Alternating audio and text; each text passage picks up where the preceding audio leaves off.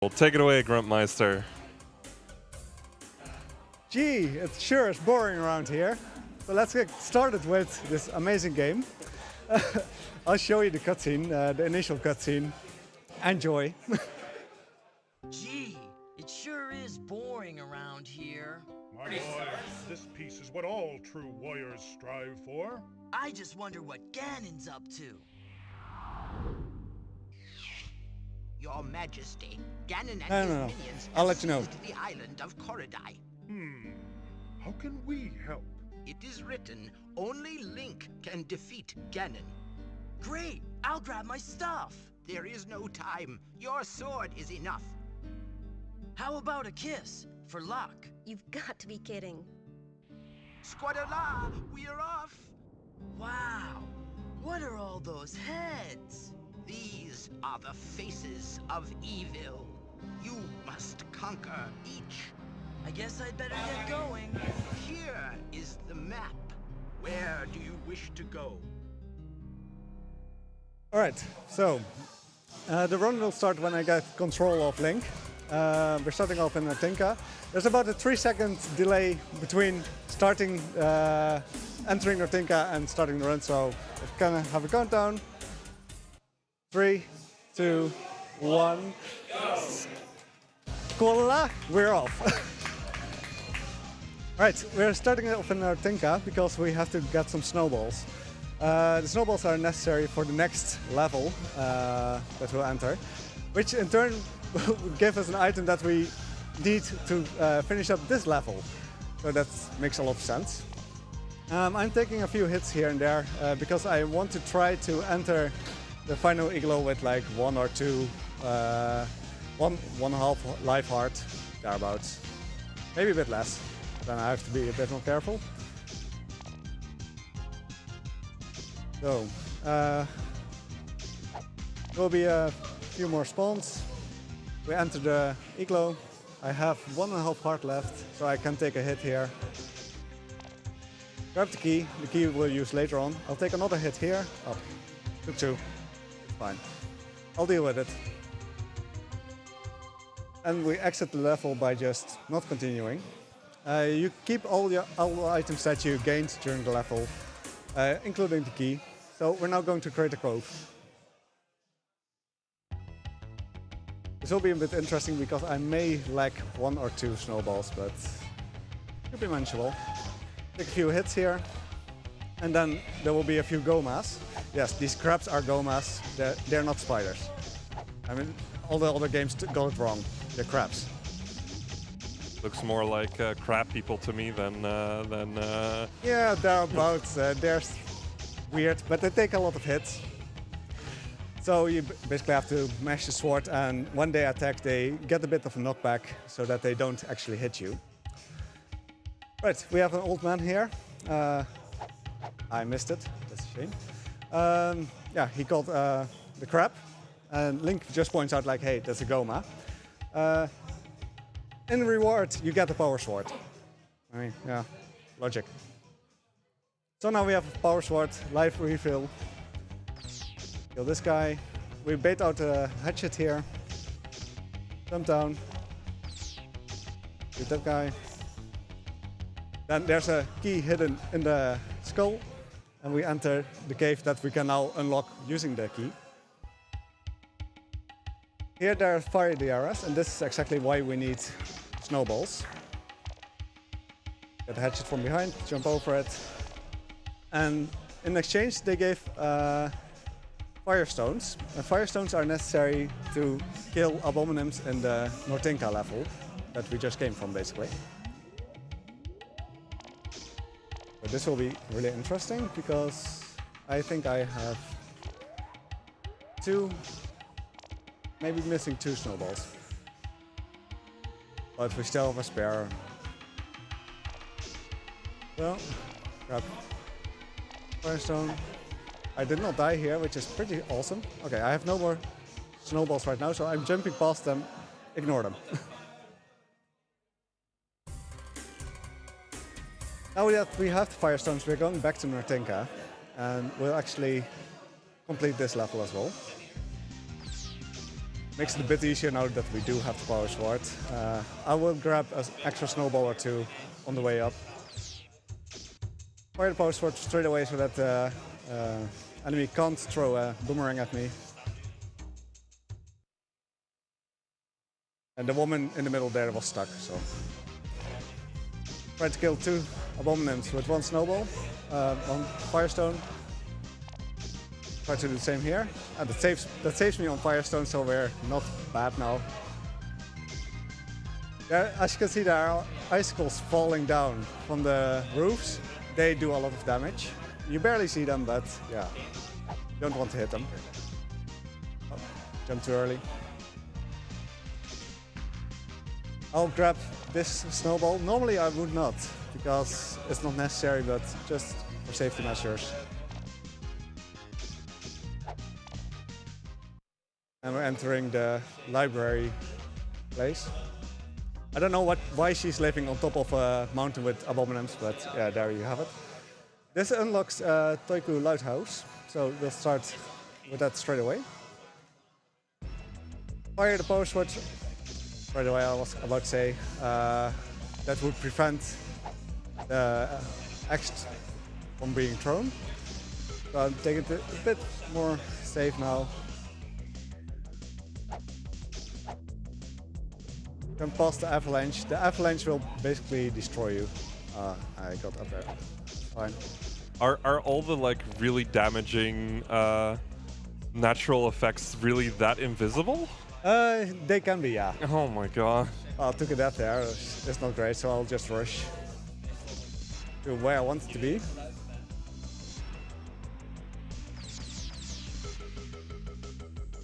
That was a good thing. I thought I would get hit there, but I did not. So, kill these.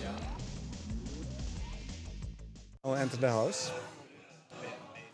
For some reason this house is infested with arpagos, which are the flying enemies as well. We're doing the duck walk, which Link prominently shows off in the help section, and that basically allows us to get through it without taking a hit. It may still give me a hit if I'm a bit slow on one of the stairs, but generally it's a lot better to have the power sword in this area to add a bit of safety. I managed to hit the enemy before it actually appeared, which is good. I'll fall down there, doesn't really matter. I'm just playing it a little bit safe, killing arpagos as I go. I even kept my power sword there. I thought I would get hit, but CDI physics. So here we kill all enemies because it gives rubies. We want rubies because we have to do a shopping trip soon. In this case, green rubies are worth 5. Red rubies are worth 1 and blue rubies are worth 10. So it completely makes no sense compared with other Zelda games. I mean, the fact that they're called rubies is already a thing. They're rubies. Not rupees, no, rubies. Rubies. Right, we're going to Goronu. The old man at the lighthouse just gave me a lamp. We won't be using it for quite a while, but I mean, we're doing 100%, so we want a lamp. This is just a little bit of farming. We will kill the auras that come at us. They can either drop between 0, I've had that once, or 4 green rubies. Ideally, you want at least 2, because then you have enough rubies for your shopping trip.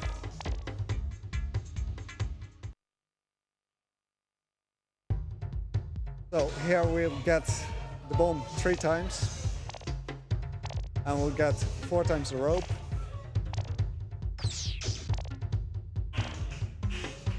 And I'll switch to the bombs and check the ruby count. We actually had 5 rubies left, meaning we can actually buy the lamp oil already.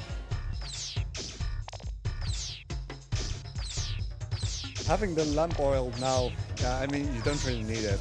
It's just something that I tend to get already, so that I don't have to worry about it later. In the complete run, I'm using the lamp 3 times, so one lamp is just fine.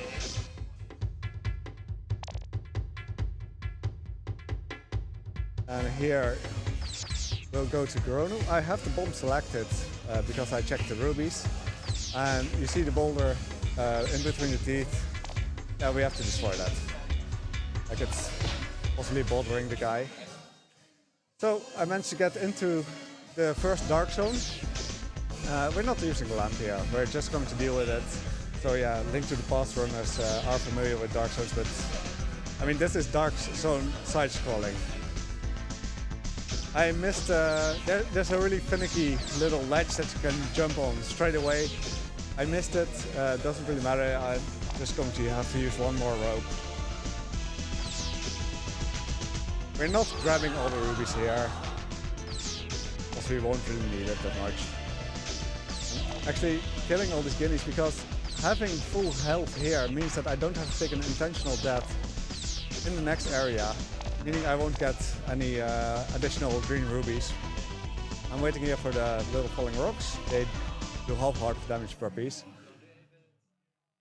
So we're entering the next area, where I normally would go to the ladder and slopes. I'm just roping up here. It makes the guineas that spawn a lot more predictable as well, at least to me. So I'm glad that this is an option.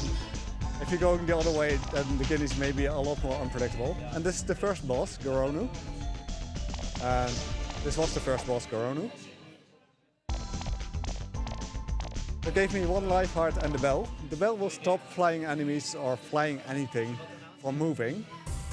So we're going to Firestone Lake. Firestone Lake has Octoroks. These are Octoroks. Like, don't be fooled by any of the more common known Octoroks. These are Octoroks. I'm just shooting a bit in advance and I'm hoping I got the hit. That's also why I want a bit louder of game audio, because there are sometimes enemies that are outside of the screen that you can't really know that, or can't really hit with your power sword yet. This also hit, yeah. Good. Can I do a quick donation? Yeah, go for it. I've got a €5 donation from Alyssa saying, "These are the faces of evil." Lots of love to Grump and best of luck with your marathon debut. Donation to Runner's Choice. Oh god, I have no idea what that said. We'll check it out after your run. Is that okay? Yeah. And thanks, Celeste. Okay, this is one of the cases where hitboxes are mere suggestions and not really there. I have 1.5 hearts. I'm a bit unsure about that. Checking the bell, I have 5 snowballs, which is good. I'll just take a death for safety measures. These flaming wheels are just rolling around, flying around, so I'm just letting it kill me.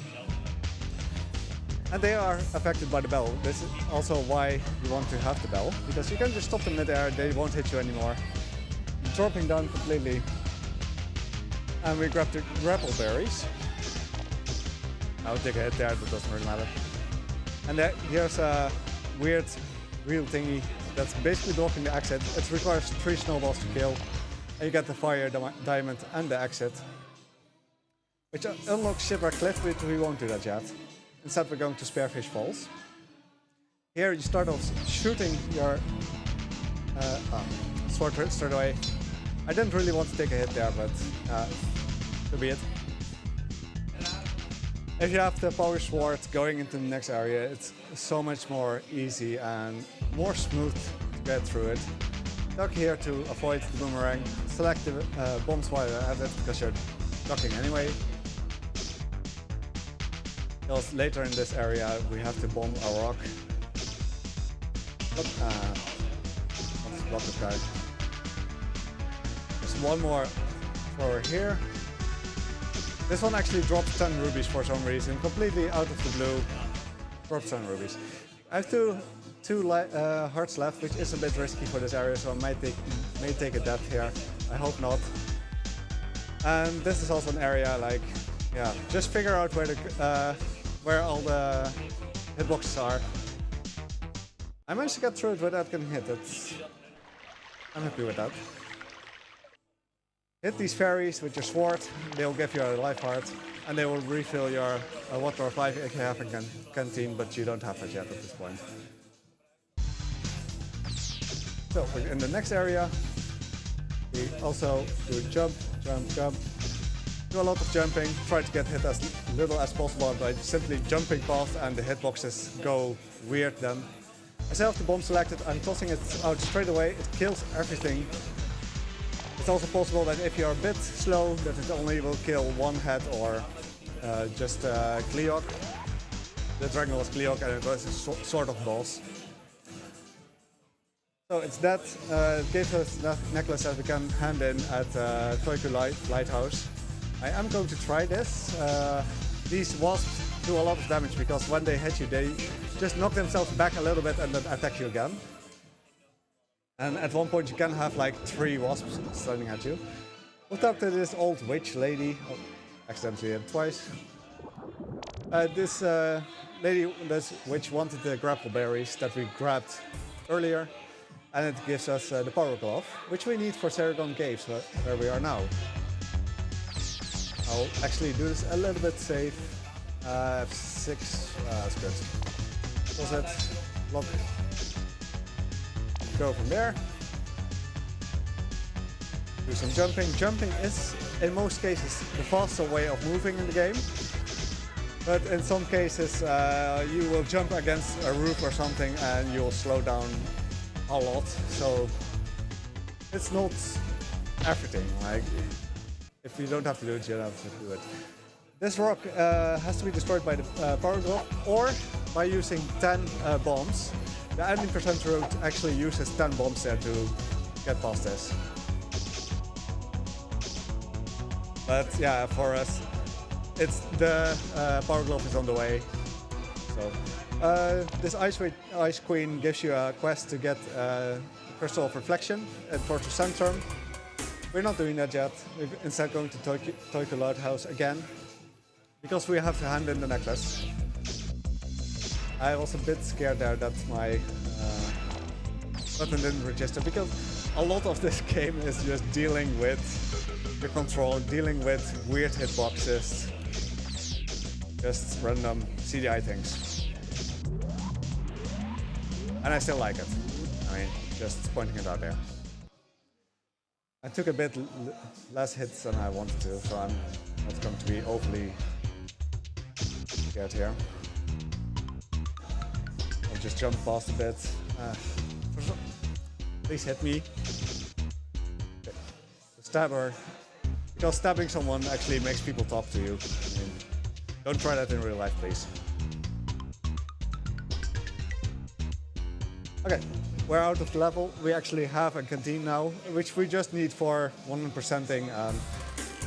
We'll actually fill it and use it at one point in the run. And now we are going to Harlequin Bazaar, which is the second face of evil. I mean, the biggest face of evil is Link itself, but yeah, it's all cutscene stuff. These little piggies can be incredibly annoying because their hitbox is really low and you're generally higher up. So I waited there for a moment so that I would be positioned in a decent enough way. Oh, and that's a door. I mean, sometimes you just have to guess like, okay, what is a door, what isn't a door? Where can we do something? I'm just killing that, what's his face called? The bat. It's actually a bat that's used in the other series as well. I just killed it so that there's less bats flying around at this point in the game, so it take a few less hits. Climb up, use a rope here, and this is the door.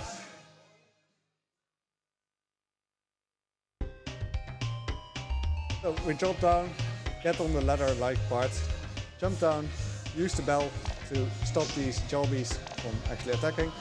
That one always drops 5 rubies, so the first bell is actually cost neutral, because it costs rubies to use the bell. And that's the thing, like, if we don't have magic, we use rubies. And one thing is more expensive than the other. Just selecting the bombs already, but I'm taking an intentional death here. These are wall masters, by the way. They don't transport you to the start of the dungeon. They just do a lot of damage. I'm standing basically on top of one that allows me to hit almost everything. I'm missing one ruby, doesn't matter. Got hit there, jump past. Ah, come on. That's a shame. When he is on top of you, you don't really hit him anymore. Luckily the wall masters are dead. I actually managed to get past that one. Okay, he's dead. He drops key. Killing that. Oh, it was keys. Yeah, keys. Using a rope to get up to the area in this observatory where that guy's crazy. I mean, we're not going to talk to him now. We're not going to talk to him ever in this case. I'm going for a second shopping trip here. So if you have any donations or anything, just go ahead. Because it's just same farming. We don't actually have any donations. However, we do have a bunch of things you can still donate to. Most of these runs will be done tomorrow, but the very first one you can donate to is the Legend of Zelda Link's Awakening DX run, where you can choose the tunic. It is either the blue or the red tunic, and currently the blue tunic is in the lead by 10 euros. We also really like cats here, so we do really want you to feed the cat to make him follow you in the My Time at Portia run. Currently, it's only at 22 euros out of 75. Come on guys, don't you want to feed cats? Don't you want to make them follow you? They're cute. We like cats, don't we? You can also donate for the Sword Art Online character name and the character gender, and another name that is really weird. That's a weird name. It's an Arf Assist, it's an AI character. You can donate for the name as well. Most of those don't really have that many donations to their name, but be sure to check them out anyways. They also sound like really good incentives to go for. So. But I started Minitron in the meanwhile. I selected the Power Glove while I was in the shop to do a quick ruby count, because you need 10 rubies entering this area. Any less is really risky because you can get 5 rubies from the Moblin Spear Thrower that was killed at the start, but it, like in my case, it only dropped 1 ruby, so you need to have enough rubies to actually continue on. Use the rope here to bypass like going back and forth. Collecting bombs, because I have to bomb this little wall. Drop down here.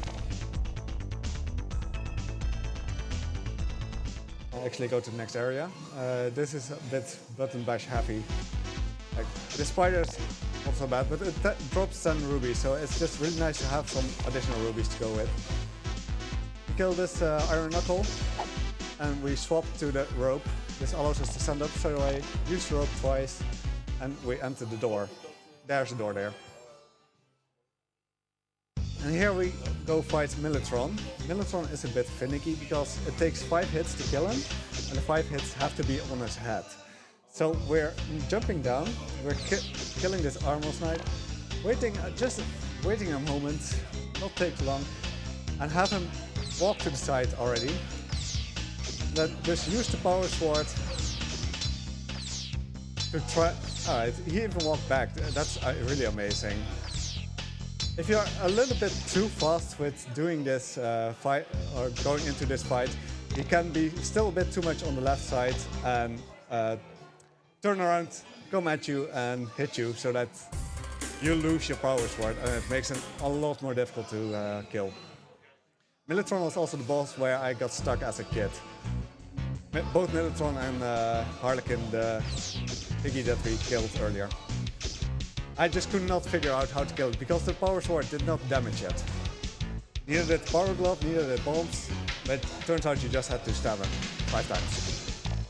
We got the key here and we drop to our death, because it allows us to go back to start. There's a little rock that I used at the start of the level that allows me to jump directly onto the ship. It prevents me from having to go to the to the side and go on the ship there. And here we got our last life heart. You can get it earlier in the run if you want to, but because we want to try to do this level only once, we do it at this point. She basically asks us to save her father, which is stuck here. You need the winged helmet to actually get to this place. It's one of the instances where you do need it. We hit the chains, and he's a smith, so he just makes us a tempered sword using the fire diamond that we found earlier. Now we can use the power sword all the time. So, would it be nice to have that Militron, but yeah, that'll be it. So, again here, we're killing this Goma. And I will actually swap to the bombs. It just makes things a little bit quicker, and since I have a lot of rubies, going into the second shopping trip, I am getting a second pair, an extra pair of bombs, simply for this. Otherwise you have to hit them for 8 times again, and just waste a bit of time. I'd rather not do that. Here you get an Iron Knuckle and a Goma on the same spot. You have to wait for the Goma to be a bit in front of the Iron Knuckle and then toss the bomb, because otherwise the Iron Knuckle will block the bomb and it will end up behind you somewhere, and you have to wait until the bomb goes off before you can even throw a new bomb. The Iron Knuckle that has been spawned just above the door right now doesn't always spawn. It's CDI. So we got into this dark room. It's one of the instances where I will use light simply because it makes it a bit easier. Top to light. We kill the wall masters. Climb up. Use the rope to climb up faster. Grab the 10 rubies that keep dropping here. I mean, the stalfels here do drop these rubies. Come up here. If I would have jumped one more time there, the roof would actually be visible and the rope would connect to the roof and you would be pulled up. I'm glad that doesn't happen. Okay, and here's Zelda, so we're done. I'm just going to select Firestones for fun reasons, you know. Why not? But wait, that's not Zelda. Ronu is back. We just kill him again using the Firestones that we have. Get the Crystal of Reflection that we needed for the quest in Saragon Caves. And we unlock Ganon's Lair. You can't beat Ganon at this point yet, you just unlock it. So we're going to Saragon. And here a lot of things are already unlocked. I am going to keep and just jump through everything. I kind of want to keep the last Firestones that I have, simply because it allows the bell to be in an incredibly convenient position when I have to menu to the bell. I don't have to use Firestones anymore, so they will just sit there. Having the bell on the top right corner instead of the bottom left just saves quite a bit of time, because as you have seen, the menuing in this game is rather slow. So yeah, if you have that a good position, it's great. Okay, we're handing in the Crystal of Reflection, and she will give us the reflective shield, which is needed for a boss later on.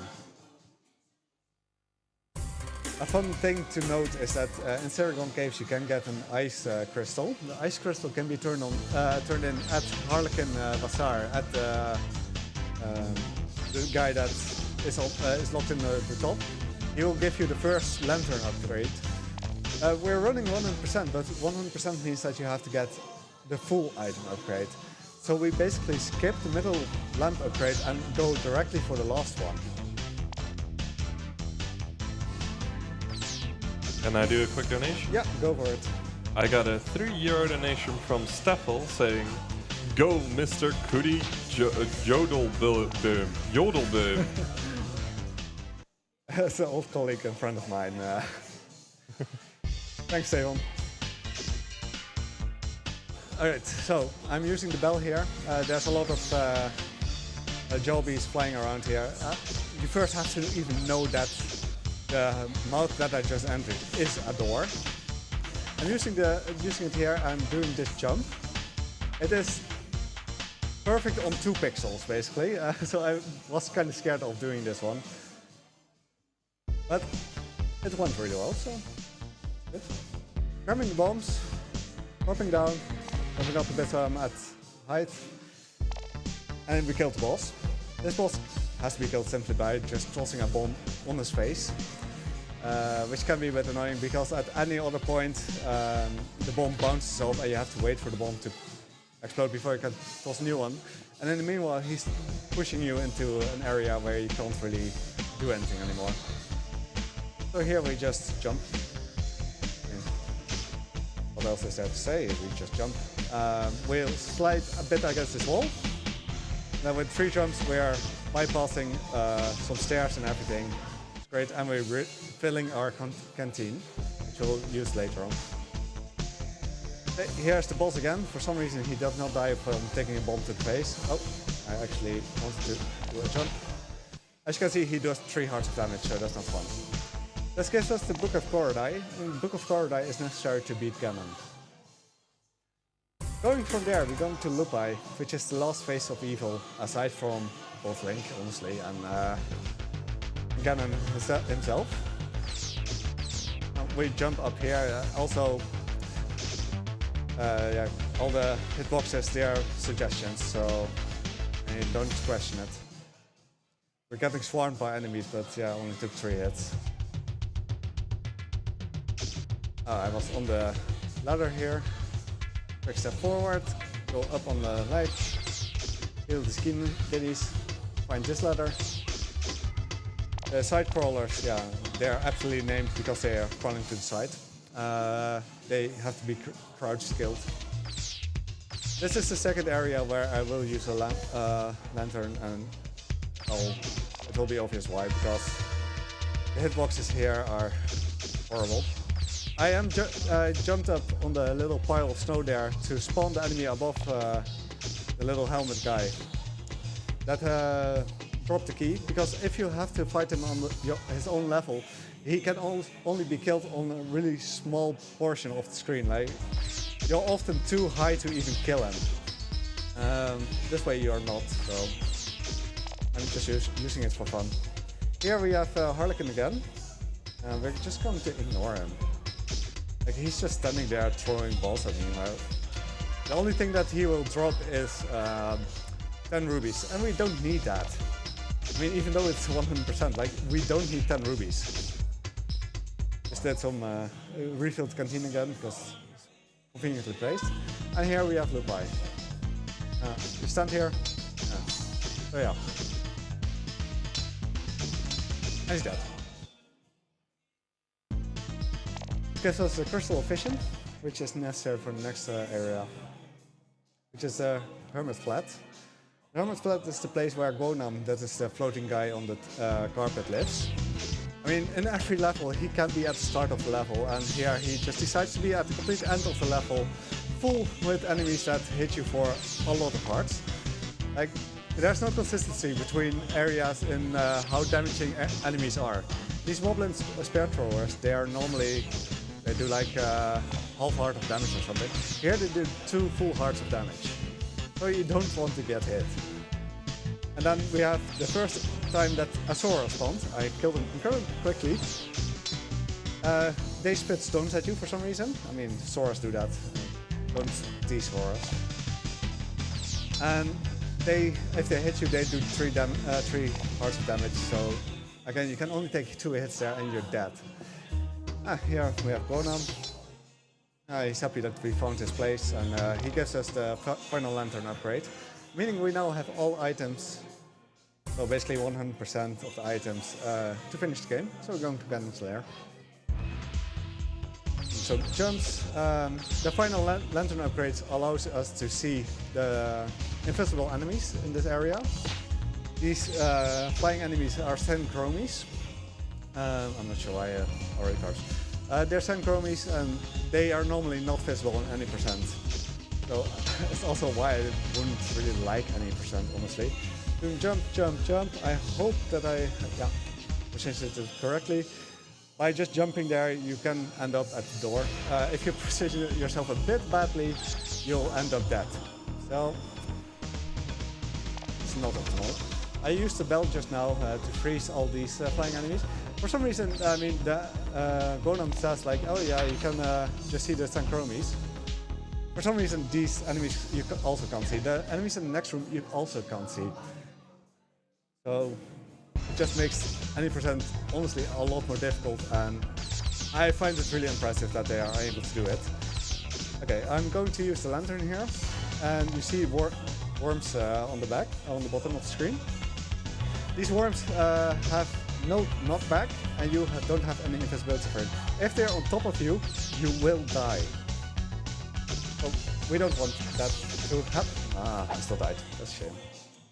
I blame the fly that was just on my face. So we're doing the same again. I'm waiting for the worm to just pass by. I at least didn't use the canteen yet. I mean, here we have Militron again. He does less damage in this case. Still, I mean, we don't. Also drops down rubies. We don't need that. I'm going into the next area. Kill this slug-like thingy. Jump up here, trying to kill that enemy. And we just jump through the roofs. Logic. Kill this guy, wait for the worm to pass, because otherwise, if you jump straight away, you actually land on top of the worm and you'll die instantly. Jump here. I'm not in a great position here. Okay, the worm definitely. Well, 1.5 heart left. She'll be fine. And we're entering Ganon's room. I took a death here. Unintentional though, I mean, I wanted to just jump and I'll take it out. We grab the Book of Korodai and toss it at him because he has to read more. And he's dead. I don't know why any other Zelda game has so much difficulty killing him. Just throw books at him. We enter the room with the key that he just dropped, and there is the actual Zelda, and time is... Yeah, come on, now. Time. Why'd you do that? I just saved you from Ganon. You did not. That was actually a really good run, because I'm 15 seconds off from the world Ganon record is with once this. again imprisoned. I'm really happy with that. Look, already Korodai is returning Yeah, to enjoy this harmony. cutscene. The It's magic. birds are singing. Isn't it beautiful? Golly. As it is written, you, Link, are the hero of Korodai. I guess that's worth a kiss, huh? Ha! I won! So yeah, thanks BSG for actually showing this game, and thanks Alice for not divorcing me while I'm actually playing this game. Whoa, that's heavy, man. I'm playing it in the living room, so... Alright, thanks. Thank you very much for that run. Up next, I'm not sure if we're actually going to do the setup buffer.